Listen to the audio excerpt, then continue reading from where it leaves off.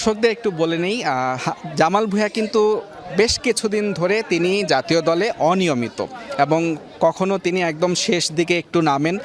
আবার কখনো শুরুর দিকে একটু নামার পর তাকে তুলে নেওয়া হয় এবং আপনি দেখেন সবশেষ প্রিমিয়ার লিগ ফুটবলেও কিন্তু তার কোনো ক্লাবে কিন্তু জায়গা হয়নি। আমার যেটা মনে হয়েছে যে জামাল ভুঁইয়ার হলো শেষ,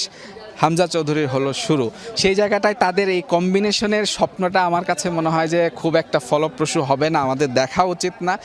সেই জায়গাটায় আমাদেরকে জামাল ভুঁইয়াকে বাদ দিয়েই হয়তো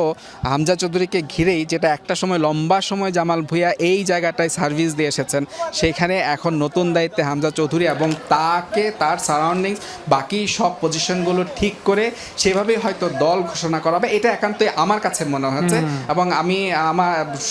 সাম্প্রতিক বা পরিসংখ্যান বা পারফরমেন্স যদি হিসাব করেন, আসলেই জামাল ভুঁইয়া সেই অর্থে বাংলাদেশ দলে এখন আর খুব একটা বিবেচ্য নন, যে ক্ষেত্রে দুজন প্রায় একই